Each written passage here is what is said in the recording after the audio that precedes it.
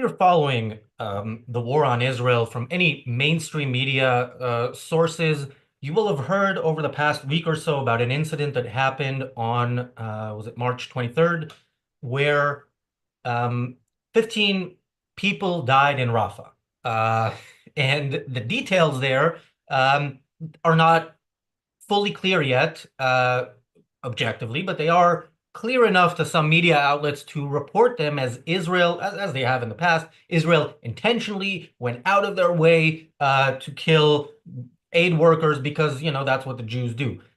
So we're going to go through one of these articles, and we're going to go through it not in the way not in the kind of way that you would expect those people to go through facts and see what's right and wrong. We're not going to say, this is all bullshit. I think much of it is, but we are going to say, we're going to ask what is this reporting based on? And I think we'll see from the article itself, not much fact, but a desire to get people riled up and hating Israel even more than they already do. Welcome to the Daily Objective. I'm Razi Ginzberg. Thank you, Jonathan, for the super chat. Daniel, I'm joined by Daniel Kraus. Your initial thoughts, and then we'll go through this article.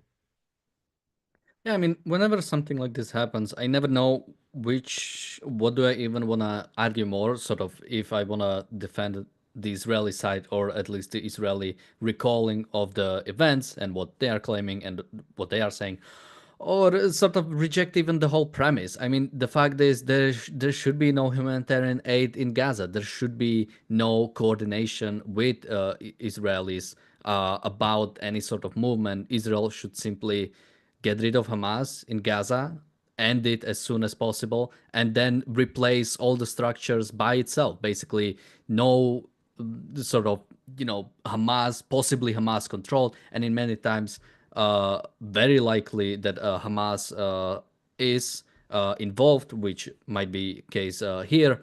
But sort of it should just be purely handled by Israel, and so these things should not happen because simply you should never have such a situation.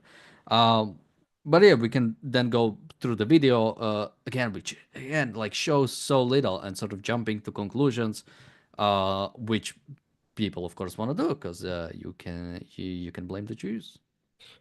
Yeah, actually, you're right. We should go through the video before we go through the article.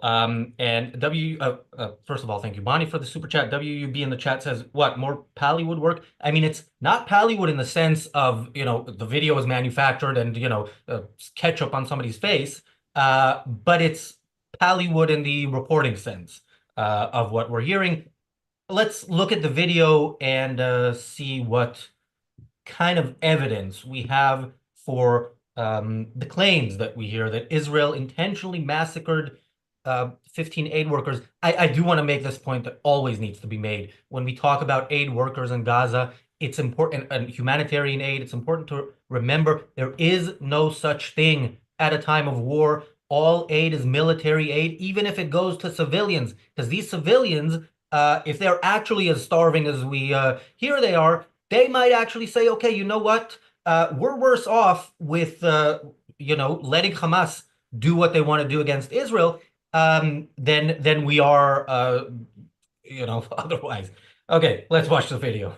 Yeah, just quickly, the full video is like 6 or 7 minutes long. We won't watch the whole thing. I think it's under a minute. It shows, I think it cuts out like 1 minute before, and then 5 minutes, it's just black screen, and you hear Yeah, and it's shooting in just the audio. background. So, yeah.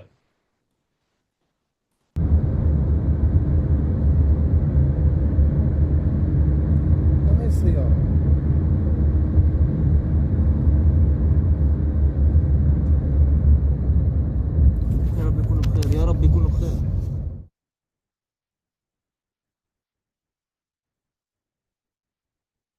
هي مرمين مرمين مرمين مرمين. بسرعة بسرعة. هذا الشيء.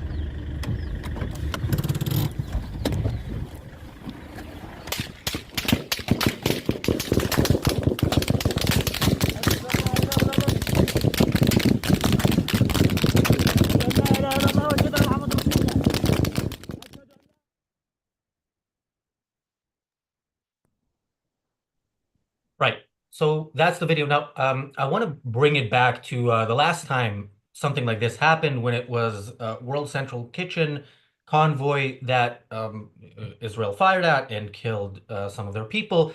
And there were things similar there to what's going on here. One was that the convoy stopped. They had approval to go wherever they were going, and they stopped somewhere along the way, and there were some armed people around. And Israel did the whole, let's maybe not shoot at every armed person, and got October 7th for that. So, yeah, things have changed in terms of how Israel deals with such situations. But yeah, it is interesting that situation there. Daniel, I know you have some additional thoughts about it. Yeah, just quickly, for the differences, they didn't have a coordinate, or at least Israel right now is claiming this specific convoy, these 4 vehicles, didn't have a permission to go there. For those who don't know, basically any sort of aid is supposed to be coordinated with Israel, so Israel can make sure there are no terrorists going around however they want. Simply slap red cross on your vehicle and you can do whatever you want. They need to coordinate for that effect. They've said that earlier that day there was a civilian convoy going through that exact same place. Nothing happened to them. Now they were supposedly going to Rafah after some strike that happened. I don't know what usually is like the standard for these sort of groups, humanitarian aid groups, if this is really the case. But if they are going somewhere specifically and stopping by for a random car, that already is, I don't know what to really make of that. So that's like a big thing. Now again, the another claim and the reason why people are saying IDF or Israel has lied is that Israel claims there were no signs, basically that the lights were not on, or is it claiming that they couldn't, basically there were suspicious vehicles they couldn't really recognize. Now on the video we can see that the lights were off. On the sound, or at least the sound wasn't, but maybe in war zones sound is never on anyway. Like the what you call them. People know what I'm saying. I call them Now what you call them. So yeah. Now this video, as I said, it's only like 1 or 2 minutes before they arrived at that sort of specific location. Uh, we have no idea if they were on the whole time. Maybe IDF saw just vehicles approaching, and then last minute they just put them on. We have no idea. So again, IDF or Israel has said that they'll look more into this. They'll have another probe. I don't even necessarily wanna like fight the video itself or fight what has happened, because again there should be no humanitarian aid. The war should be stopped as soon as possible, and Israel, because of that, is in an impossible situation, because we know Hamas is using aid convoys to hide, is using UNRWA vehicles, is using aid vehicles to attack Israelis, has been pretty much breaching any sort of I mean Geneva Conventions at that point, right? You're not supposed to use aid vehicles for these instances to attack Israelis, or to attack the enemy side. So once Hamas breaks every single thing, how is Israel supposed to even try to uphold that? thank you, Deborah and Enric, for expanding both of our vocabularies with the word siren. Yes, sometimes we forget words. And it's interesting, one of the first incidents after October 7th that kind of made headlines was an attack on an ambulance, which Israel said, these are terrorists there. Like it was terrorists, it was transporting weapons or whatever. Yeah, ambulances can be used for purposes other than what it is, other than what they're officially for. That is possible. And as we see with everything the Palestinians do, that's how they use these kinds of things. Like there's no hospital without Hamas presence. I don't know if there are schools without Hamas presence. And yeah, Hamas will also use ambulances. So that is the context that many here conveniently forget when they report. And New York Times, is a left-wing newspaper. I don't think it's at the level of like The Guardian. So I was I was surprised. I would think they would try a bit more to seem journalistic, but let's read through the article and we can judge it as we go through. So, um, a video discovered on the cell phone of a paramedic who was found along with 14 other aid workers in a mass grave in Gaza in late March shows that the ambulances and fire truck that they were traveling in were clearly marked and had their emergency signal lights on when Israeli troops hit them with a barrage of gunfire. Officials from the Palestine Red Crescent Society said in a news conference on Friday at the United Nations, moderated by the International Federation of Red Cross and Red Crescent Societies, that they had presented the nearly 7-minute recording, which was obtained by the New York Times, to the UN Security Council. An Israeli military spokesman, Lieutenant Colonel Nadav Shoshani, said earlier this week that Israeli forces did not, quote, randomly attack an ambulance, but that several vehicles, quote, were identified advancing suspiciously, unquote, without headlights or emergency signals toward Israeli troops, prompting them to shoot. Colonel Shoshani said earlier in the week that 9 of those killed were Palestinian militants. I want to pause there because the Israeli part there was earlier than it usually is, but that's pretty much it, right? If I remember correctly. The rest is Palestinian propaganda. It's repeating Palestinian propaganda. But your thoughts on the part we just read, Daniel? So, I mean, first of all, the first thing you always see is the lights were on, and it automatically, sort of makes it that Israel committed a horrible thing. Now, it reminds me of playing a game we used to play in like preschool. I don't know what you exactly call it. Basically, it's sort of like tag. But if somebody is getting close to you, what you can do is you can do this and say chick chick house, and basically you're like locked in and you cannot be tagged. And to unfreeze you, somebody else that is not the tagger needs to come in. And that is sort of the tactic that might as well be going here. You can have the vehicle, you can be terrorists in those vehicles, and as soon as you see IDF, you just put on you just put on the sirens, and then suddenly you're safe and nothing can like happen to you. Again, even if there is any case for international law, it cannot work like this. It cannot work that basically, again, they didn't coordinate, at least what we hear is they didn't coordinate with the IDF. It cannot work that they just do whatever they want, and as long as they press a button, at some point, suddenly they are devoid of any responsibility, of any coordination, of any blame for this. So, yeah, that will be like my biggest problem with the whole thing.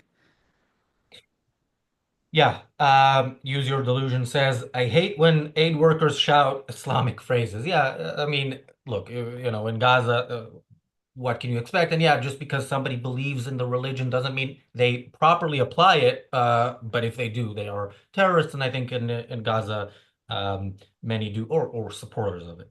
There was another. Oh yeah, Akira says Palestinian government schools without Hamas. LOL. Well, I meant in the sense of right now, not use the schools, but Hamas presence as Hamas terrorist presence. Okay, let's continue with the article. Israel did not respond to a request for comment on the video in time for the first publication of this article, but on Saturday, it issued a statement to the Times saying that the episode was, quote, under thorough examination. All claims, including the documentation circulating about the incident, will be thoroughly and deeply examined to understand the sequence of events and handling of the situation, it said. The Times obtained the video from a senior diplomat at the United Nations who asked not to be identified to be able to share sensitive information. Mohammed, we're not going to tell anybody who you are. Don't worry about it. But yeah, this is the thing. This is the thing that reminds me of October 17th, 2023, the Al Ali Hospital so-called bombing by Israel, which was immediately reported without question.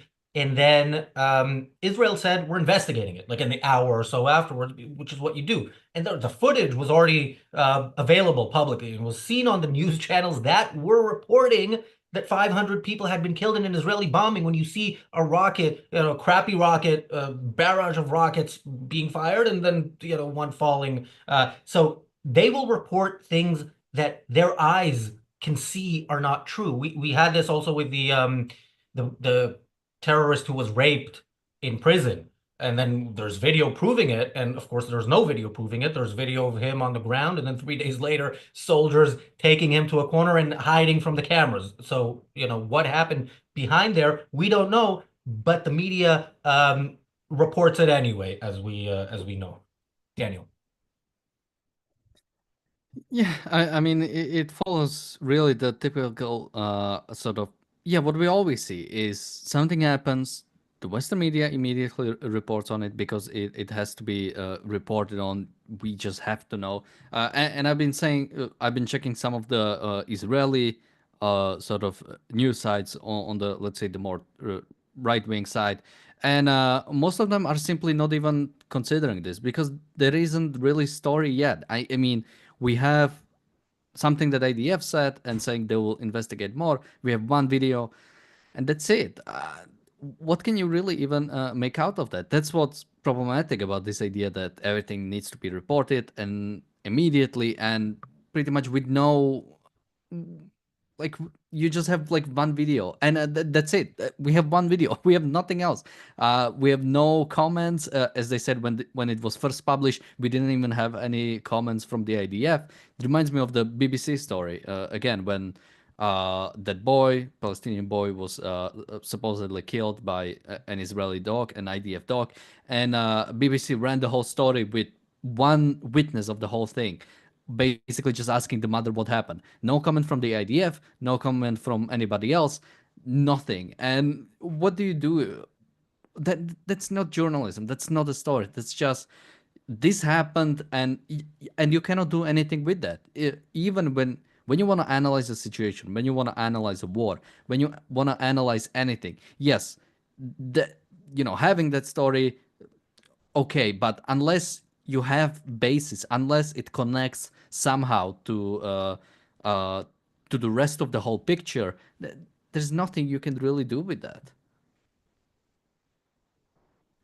Yeah, that BBC story about the guy with Down syndrome and autism that was killed by an IDF dog, as the story goes, didn't just not get a response from Israel. It also um, either didn't check and tell us who the people are, which doesn't necessarily contradict your story. Could be that the IDF went and killed some guy with Tourette syndrome with a dog.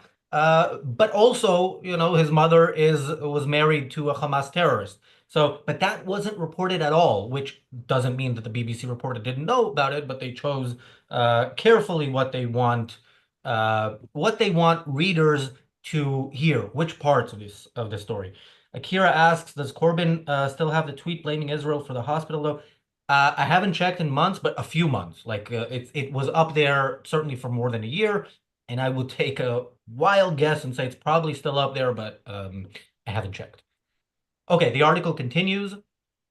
The Times verified the location and timing of the video, which was taken in the southern city of Rafah early on March 23rd. Filmed from what appeared to be the front interior of a moving vehicle, it shows a convoy of ambulances and a fire truck, clearly marked with headlights and flashing lights turned on, driving south on a road to the north of Rafah in the early morning. The first rays of sun can be seen and birds are chirping. The convoy stops when it encounters a vehicle. Second. That had veered onto the side of the road. One ambulance had been sent earlier to aid wounded civilians and had come under attack. The new rescue vehicles detour to the side of the road. Rescue workers, at least two of whom can be seen wearing uniforms, are seen exiting a fire truck and an ambulance marked with the emblem of the Red Crescent and approaching the ambulance derailed to the side. Then sounds of intense gunfire break out. A barrage of gunshots is seen and heard in the video hitting the convoy.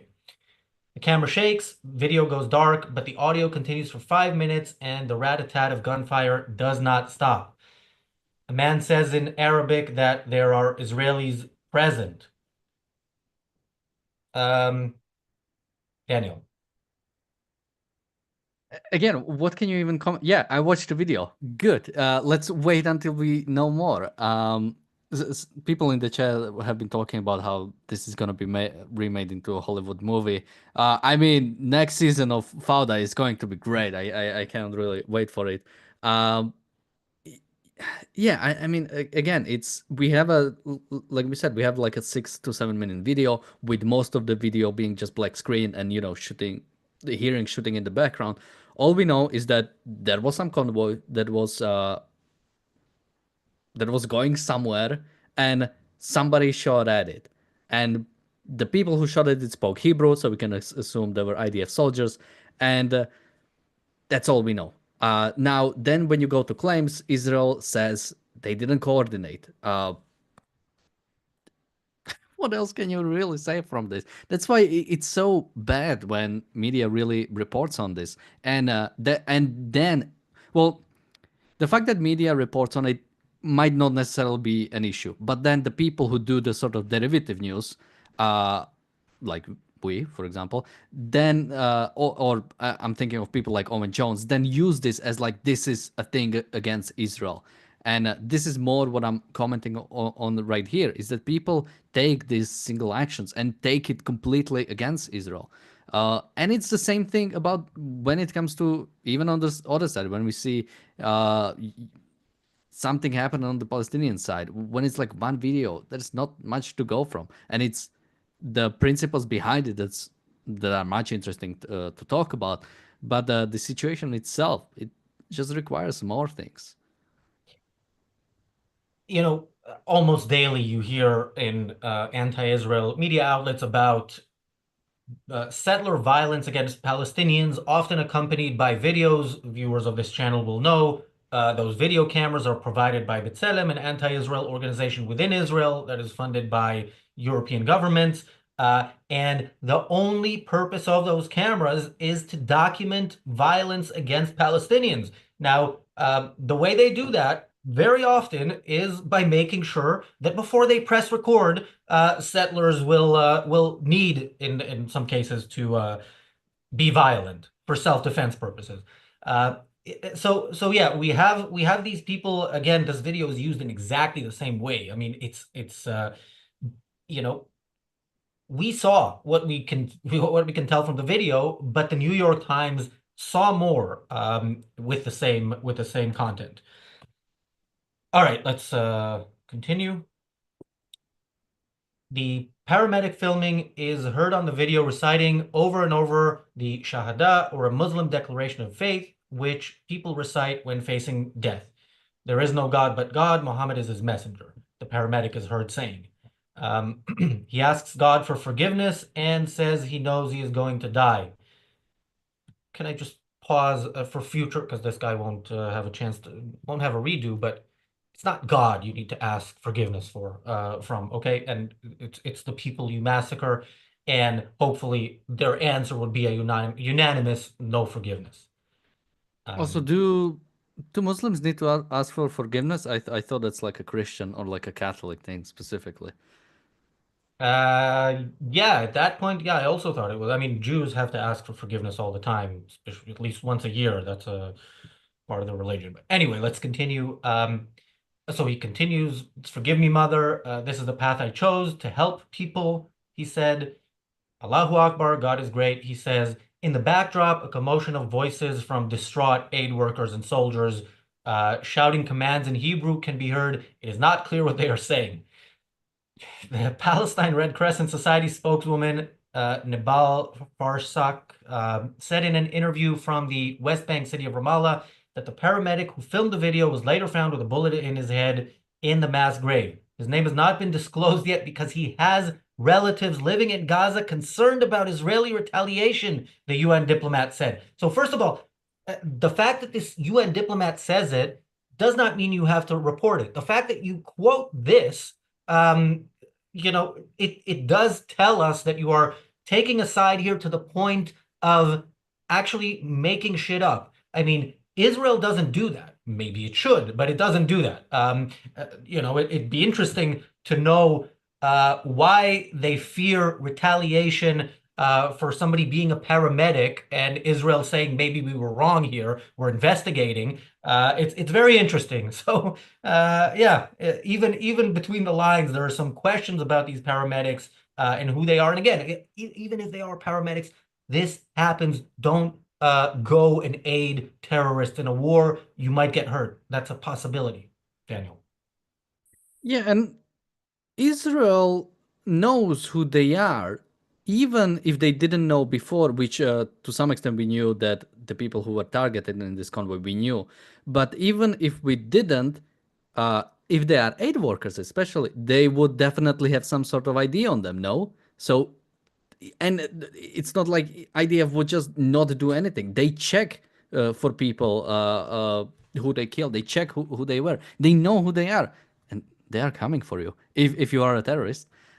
So again, this whole thing, like nobody says any names, nobody says anything. The Red Crescent doesn't just says who the people were killed.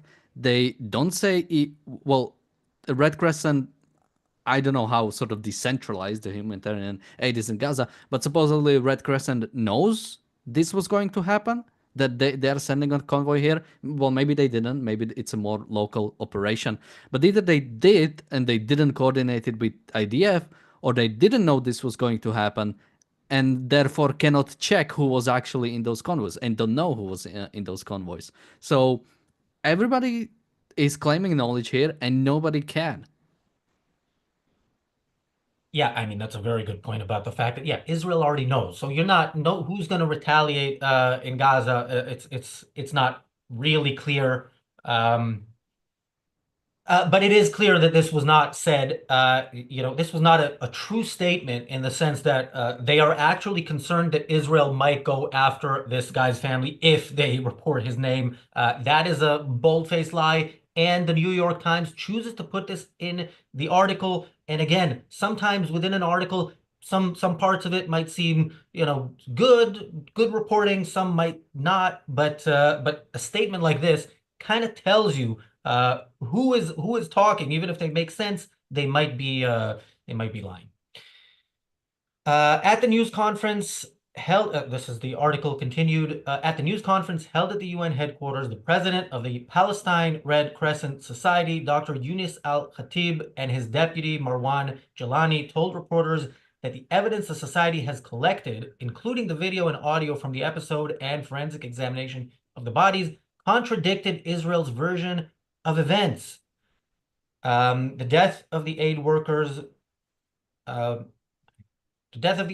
who went missing on March 23rd has drawn international scrutiny and condemnation in recent days. The UN and the Palestine Red Crescent said the aid workers were not carrying weapons and posed no threat.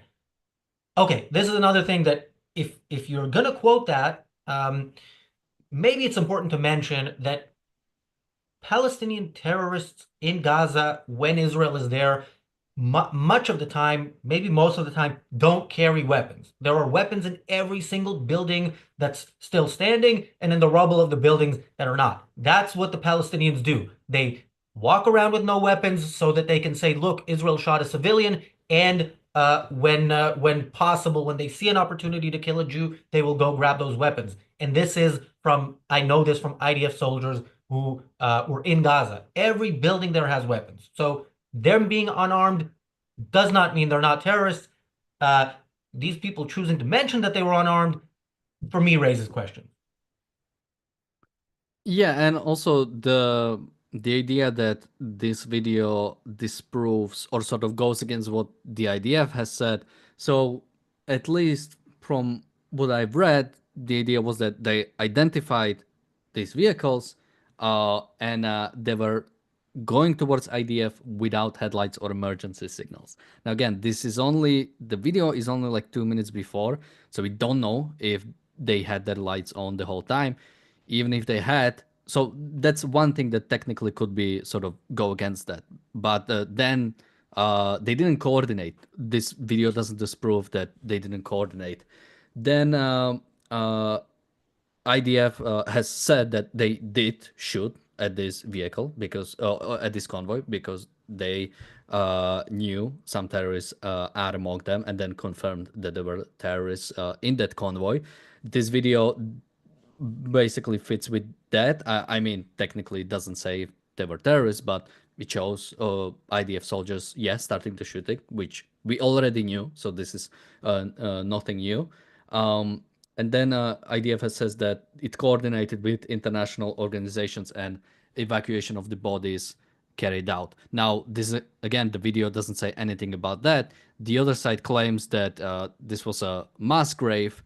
Um, I don't know if that necessarily goes against what the IDF has said. It can still be coordinated, and they had to find them somehow. So I don't know if they are just going randomly and looking for shallow graves, or if they already knew where they were because they coordinated with the IDF. So we don't have much more information from the IDF about this, but again, the idea that this completely disproves the IDF side of the story, not really. Yeah. Okay, we'll continue with this article, and again, please pay attention to the fact that, when you have a quote from a doctor, you usually think, okay, this is not a party to whatever conflict is here. This is not a side. That's the way I think the writers of this article want you to think about it. This isn't a terrorist, obviously, he's a doctor. Well, the two are not mutually exclusive, and what's definitely not mutually exclusive is being a doctor and being a propagandist for the terrorists, which we know doctors in Gaza are. Okay, the article continues. Quote, their bodies have been targeted from a very close range, said Dr. Khatib, adding that Israel did not provide information on the missing medics' whereabouts for days. Quote, they knew exactly where they were because they killed them, he said. Their colleagues were in agony. Their families were in agony. They kept us for 8 days in the dark. End quote. It took 5 days after the rescue vehicles came under attack and fell silent for the United Nations Red Crescent to negotiate with the Israeli military for safe passage to search for the missing people. On Sunday, rescue teams found 15 bodies, most in a shallow mass grave, along with their crushed ambulances and a vehicle marked with the UN logo. The area where the convoy stops in the video was captured in a satellite image a few hours later and analyzed by the Times. At that point, the 5 ambulances and the fire truck had been moved off the road and clustered together. 2 days later, a new satellite image of the area showed the vehicles were apparently buried. Next to disturbed earth are 3 Israeli military bulldozers and an excavator. Additionally, bulldozers erected earthen barriers on the road in both directions from the mass grave. One member of the Palestinian Red Crescent is still missing, and Israel has not said whether he is detained or has been killed, Dr. Khatib says. Okay, I mean, look, this article is a mixture of Palestinians saying what Israel did, the Times saying this is totally true, and then giving a few Israeli quotes on it, at a point where then they show it's kind of sandwiched in between the Palestinian side and the Palestinian side. There's a little Israeli statement thrown in there to seem fair, Daniel. Yeah, again, what do you even make of this? Did Israel, I mean, if this were truly just 8 workers, this was a Geneva Convention violation, and then they told the other side where they buried the evidence for that. Um, I don't know. It's like, does Israel have like a split personality? Like, at what point it commits genocide and then it gives the other side the evidence to sort of prove that? Uh, which again, maybe it is. I don't know. What do you like? There is nothing to really go off. Like, it's like this whole article is pretty much when you have like a very little information and you have to like write like a 1,000 word essay. So you just keep like sort of like repeating the same stuff and sort of like building upon different stuff. Now people in the chat are talking about how they were held in the dark for 8 days or a week and comparing that to hostages. I mean, I don't care how, like, these 8 days or one day, or if it never happened. I, if there were terrorists, I don't see any reason to ever follow up. Uh, the only reason is that maybe some of them were not directly in the Alexa brigades. Daniel, in any decent school, you get an F for that essay, by the way. But in the New York Times, apparently this clears the bar for journalism. Let's continue Just with quickly, yeah. someone says the scenario is so suspicious. Shot at close range. I don't know what necessarily shot at close range even means in this sort of context. I think I've seen a different. Uh, I think I've also seen like the bodies were shot multiple times, which is also like, yeah, I, yeah, That's it in the was like a next shoot. paragraph. Yeah, yeah, it was like a shootout. What do you expect? I mean, yeah, like we saw the video. Yeah, they were getting closer and they were attacking the camp. Like they wanted to get close to. I don't know military tactics. Like, yeah, and the people who say that close range that's suspicious. You don't know any military tactics. You don't know how these things normally go down. Especially if IDF had advantage. They knew there were terrorists there, and they have a suspicion that yeah you I'm assuming you want to close the gap as soon as possible to make sure that the terrorists are dead, make sure nobody is grabbing for weapons. Uh, Yeah. Okay, I have some stuff to say about that, but and yeah. also just a separate thing. If you want to prevent possibly some casualties, you want them to be closer to be able to handle the situation better, which again is no, but nobody cares. Okay, let's continue the article. I will have something to say about that close range thing as well. Dr. Ahmed Dyer, I don't care how the name is pronounced, a forensic doctor who examined some of the bodies in Gaza's Nasser hospital, said 4 out of the 5 aid workers he examined were killed by multiple gunshots, including wounds to the head, torso, and joints. One paramedic employee of the Red Crescent in the convoy was detained and then released by the Israeli military and provided a witness account of Israeli military shooting at the ambulances, the UN, and shooting at the ambulances, the UN, the Red Crescent Society said. Oh, just quickly, I want to jump. Again, they detained someone and they let him go to what? To spill the story about the war crime Israel did? Like, really? Yeah. What is this? Um,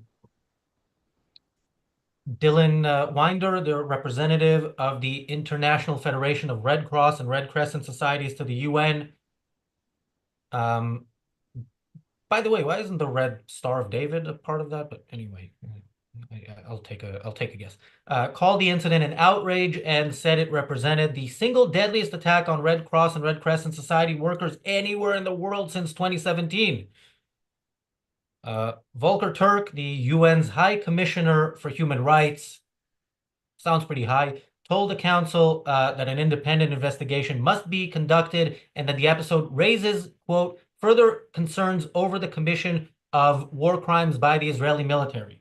Okay, that's the end of the article. It's interesting, though, that he wants an independent investigation conducted, but he already has conclusions without that independent investigation being conducted. Now, back to this point by the doctor again. You write an article. You're probably gonna interview people like this, and then you probably interview them for a while, like 10 minutes or so. There's probably more words that he said than there are in this article. So you have to choose what you want to say. And they chose this, not because, again, not because they understand military tactics in such situations. There's no mention here, or there is mention that this is completely in the dark, and there's no mention of the fact that in many incidents in the past, Palestinians, were shot down, but they were wearing a vest, a suicide vest, like a bomb. So, yeah, Israel absolutely, if it finds itself in a situation where soldiers are at risk, they should shoot to kill. There is no question about that. Yeah, Daniel. And the question is whether this was such a situation. We don't have the answer. Neither does the New York Times, but they have given one anyway. Yeah, I don't have anything to add at this point. I jumped in with most of the things. Again, just to summarize, there is not a story here yet. The story really is the over-reporting. So the reporter, I believe we have a video of is this the reporter? It may or may not, I don't know. It may or may not be the reporter who wrote this article, but let's take a look. Tom, I'm currently 10 miles outside of Beaverton, unable to get inside the town proper. We do not have any reports of fatalities yet, but we believe that the death toll may be in the hundreds of millions. Beaverton has only a population of about 8,000, Tom, so this would be quite devastating. Any word on how the survivors in the town are doing, Mitch? We're not sure what exactly is going on inside the town of Beaverton, Tom, but we're reporting that there's looting, raping, and yes, even acts of cannibalism. My God, you've actually seen people looting, raping, and eating each other. No, we haven't actually seen it, Tom. We're just reporting it. Really never ever gets old. And if you ever feel like it gets old, just open any newspaper and you'll see that is the perfect way to end probably any episode where we talk about how this war is being reported. Final thoughts. I know there's not much more to say, but all right. Thanks, Daniel. Thanks, everybody, for watching. We're back tomorrow with the Daily Objective. We're back Monday with the Daily Objective and the reality show Monday's episode of the Daily Objective. I'm joined by Adam Mossoff to talk about Mahmoud Khalil. Make sure you tune in. Make sure you tune into everything we do because it's good and you won't hear it elsewhere. We'll see you tomorrow.